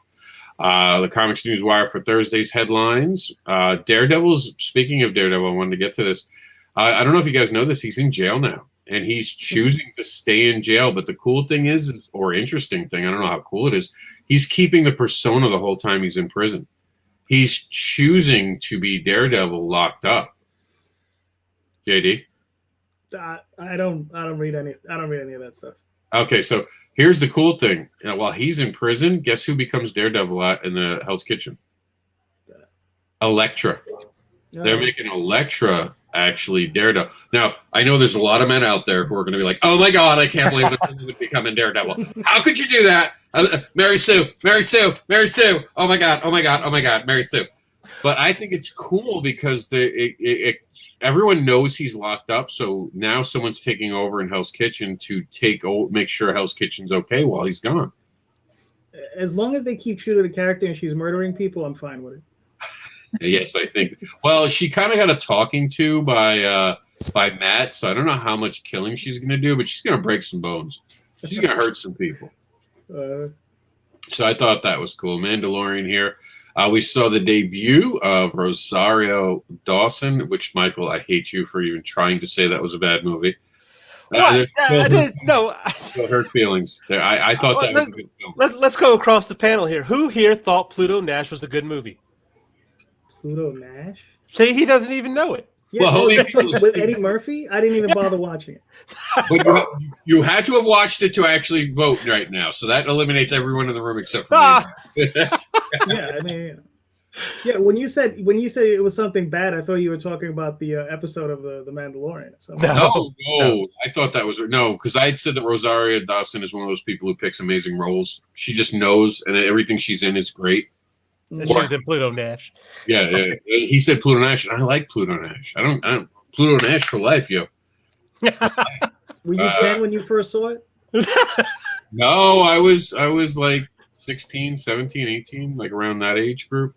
So I remember they made fun of him pretty harsh for how bad it flopped. Like that was a flop. Like everyone was like, "Ooh, shit, that was bad." Like they were looking in theaters, like seriously, not one motherfucker. See, there you go. Now, how much weed were you? He got panned by critics. That was why he got beat up so bad. I think there's. I watched that movie. I don't think that's the only reason why. But also, it didn't age well. There's no way that movie aged well. So you had to kind of watch. Yeah, no, a couple of days after it came out, it just didn't hold up to the age. See, I probably watched it, but it's like a repressed memory. Probably would be. Rosario Dawson was on The Mandalorian, but she's a fantastic actress. So don't everybody. That's when she's coming up and she's finding her steps. So sad news that DuckTales is wrapping up. Just play the bagpipes. It's over. But we will be getting a new Darkwing Duck. So that's kind of how Disney is, and cartoons in general. You wrap down the last show to start the new show. Same thing with comics. Sometimes you kill a motherfucker so you can make a new story. DC Comics future state plans revealed. This is what we're going to be talking about all week. There's been news dropping the whole weekend about things with these characters. Swamp Thing and how Swamp Thing has changed. He's got horns now. Motherfucker got horns. He looks badass. And now not 11 days away, but just a few days away. And this is why it's news. This is how 2020 has been. Just there being a convention is like not only breaking news, but headline news. They're advertising it publicly. Oh, my God. It's actually going to still happen. What? Fauci is pissed. It's happening in Florida. And I know everyone's going to be like, of course. But hey, we can still go outside as you're all boxed in. Okay. Sure. Yeah, we're really not trying to kill our seniors. Listen, man, economics. You're going straight to hell, Rob. They're just open mouths. That's all they are. JD just got nervous. JD just got nervous. He's like, what? They're just open mouths. That's all they are. As the resident boomer on the panel, JD. No. I am X, sir. I am X. I am Gen X. Thank you very much. We don't give a shit about anything and anybody. He's holding on to the X as it's lifting away from him. I am firmly there, sir. Firmly there. All right. Apparently, Marvel has solved the fact of deaths and resurrection problem. They decided that they shouldn't happen all the time. Imagine that. I guess COVID, with everyone dying, taught them that when you die, you don't come back. You don't come back. Wow, no one's coming back. Maybe we should start doing that in our comics, guys. What do you think? Oh, yeah. My grandma died. She didn't come back yet. That's going to get an email. That one's, my grandma really did die this year, you monster. You absolute monster. So, Meredith, did you want to talk about the special awards that you guys are going to be part of this year? The awards that we're doing. So Geek Insider is, I think we're taking the art side of it as far as the awards. And help me with the name of it. For some reason, the advocate recognition that you want. Yeah. Yes. So we've got a lot of different categories as far as art. So it'll be like cover art, sequential art, and things like that. And Geek Insider is very proud to be a part of that. And the awards show, of course, is going to be broken up this year into 4 different segments across all of February and March. No, they're going to be it's art and crowdfunding, creation, art, writing. Each category will have its own different awards. It's all people choice this year. After this year, let me be honest, in this room, does anyone feel like being judged by another person? Would any of you want to have like a group of people judge your work, or would you rather just hear from the fans and just see what the fans pick and let's play with the fans? Let's just have fun with it this year, right? It's still a serious award show. We're just making a people's choice. I don't think there's anything wrong, or fans' choice, more importantly, fans. So, yeah, we're going to see some stuff. You're going to see popularity contests happening, but it's also a good reminder to motivate your base to be part of it. Due to the awkwardness of the year, I actually don't think I can be in any of the categories that are flat out, because I didn't release enough this year. I have so much pending, or we've stalled it to hit 2021 that I won't be in this much. But JD put out 35 books this year. He'd be in every category. JD's a beast. JD he started 15 series. No, I just got the 2. I got Tall Tales and the Ozo Chronicles. That's it. No, don't let him lie to you, man. His wife's books, he's behind that. He just doesn't want to put his name on the dirty one. He at least owns copies. He owns copies of the furry book. Of course I do. I have her sketchbook, actually. It's pretty good. Listen, I used to write porn. I'm not ashamed of it. I made a good living. So he's the guy who you could think for a little deeper. And only in porn, that hole's fine too. Hey, but that's a classic. My favorite is Boom Chicka Boom Bam. That's my favorite. Bow chicka wow wow. some And we're love, going sideways again here. some love from Marv. That the Thank you, Marvy. interview was a great show, Meredith. Congratulations. Yeah, I think that this year with the awards, we wanted to. We're hoping JD puts in. So we're gonna acknowledge the different shows. And I was talking about this with a bunch of people this week. We've seen a lot of shows sort of go away, and we saw an influx of all these shows. Everyone and their mother was doing a show, and now everyone and their mother stopped doing a show. And you're starting to see the people who are really going to survive into the next year. So we will look at that for longevity. People who did constant shows. So if you put out 2 shows this year, you won't be eligible for an award. Unless you call it like a special. We talked about like just a special educational panels, stuff like that. We just want to acknowledge people. This year sucked. So we want to end it and start it with acknowledging the people who did stuff. And I did a lot of stuff. I did stuff with Terraform and that. It's sometimes you get a year where you don't have as much to show for. Because you spent, and I had that when we redid Barbara Unleashed last year. It kind of stalled momentum. But then I wound up with the BDSM survey. This year, I was part of the Oz. I'm part of the 8-page challenge, which you guys should be tuning into at 1 p.m. over on Comics. Comics Talk? What is it? Comic Talk? Meredith, help me out. You know what I'm talking about, right? Comics Cast? There it is. Thank you. Comics Cast. Thank you, Meredith. Okay. Thank you. What I was talking about. They're going to be doing something at 1 o'clock, so we're going to wrap up. That's kind of why I just suddenly drawn. CromCon is something that a lot of credit, and I see Pops over there talking about it. A lot of credit to him. He kept it going all year, where other people didn't. I mean, Indie Volt, Geek Insider, slew of shows. JD, slew of shows this year. I hope Russell Allen's doing a slew of shows. You know, I hope they all get acknowledged for what they've done. This is one of those years where, and you've seen it. Some people were ham with it. Some people like, hey, what's up, guys? This is my new show we're gonna do every week. It's gonna be the best show ever. Best show ever. It's up here. Let's talk about how comics are really just storyboards. No, gosh, no. Wow. Things that won't die, huh? Never. Things that won't die. Yeah, Rob, don't goof on yourself like that. Your show's a little bit better than that. I've been putting a lot of work in. Just a little bit, huh?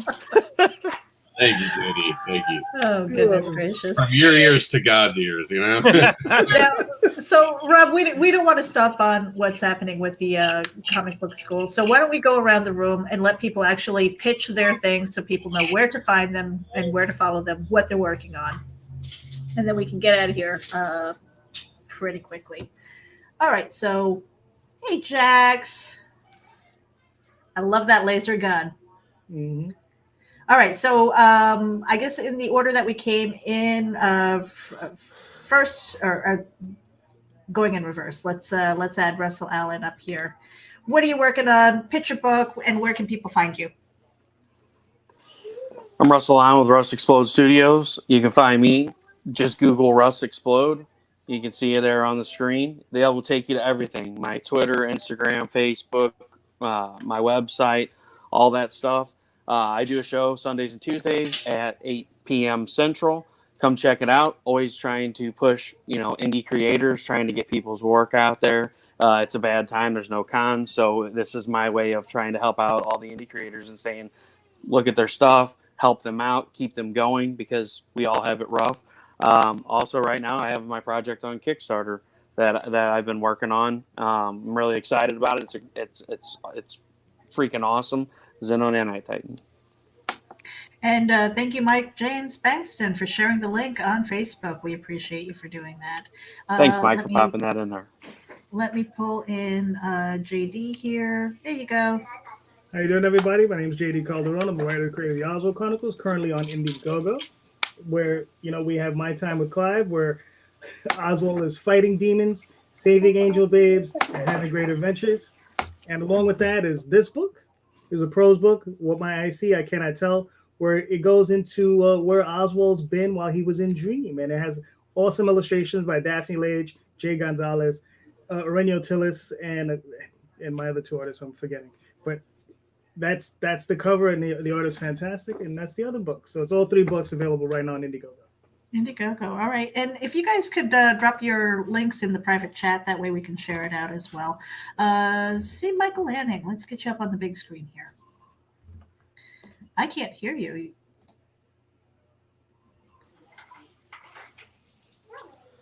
I can't hear him still either. Yeah. Drop down. That's all right. Well, try and pop out and come back in.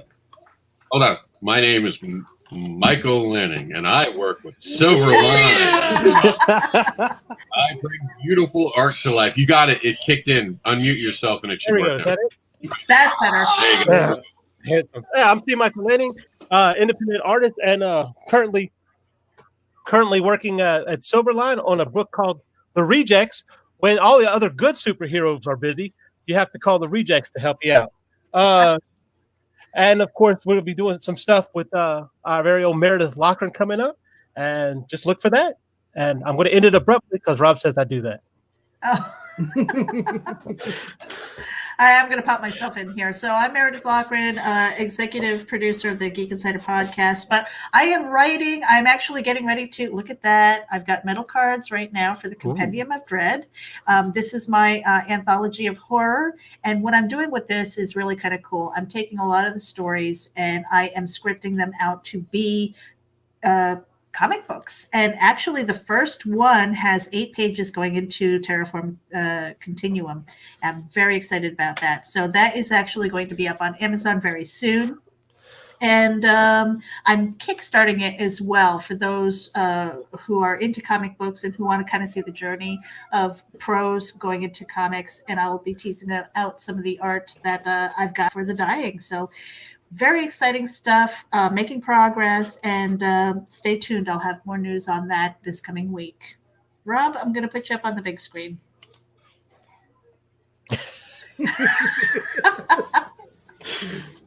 Nothing going on here. Nothing to see. Here. For everyone to see and smile, I give you your holiday cheer.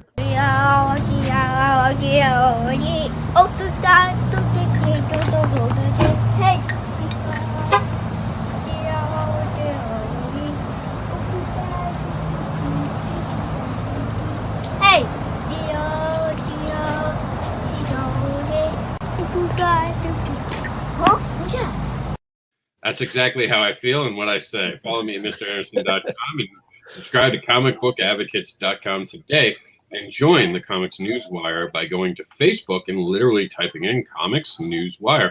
Well, thank you all for being on today. It was a great show. Remember to send your emails to yourself because I won't be responding to your hate. So tag yourself in your hateful emails. We're out of here. Thanks for being part of it. We'll see you maybe tomorrow. We might have enough news for a news show tomorrow. Actually, might be a half an hour condensed version, but the weekend might have had some stuff. We're waiting to see with the CFPX, and we're out of here. You guys later. Bye. Have a great weekend. Oh, wrong one. Meredith made a really pretty one we have to use. Check this out. It's worth sitting through the whole one. There's so many fantastic people. He's just destroying the house. I'm serious.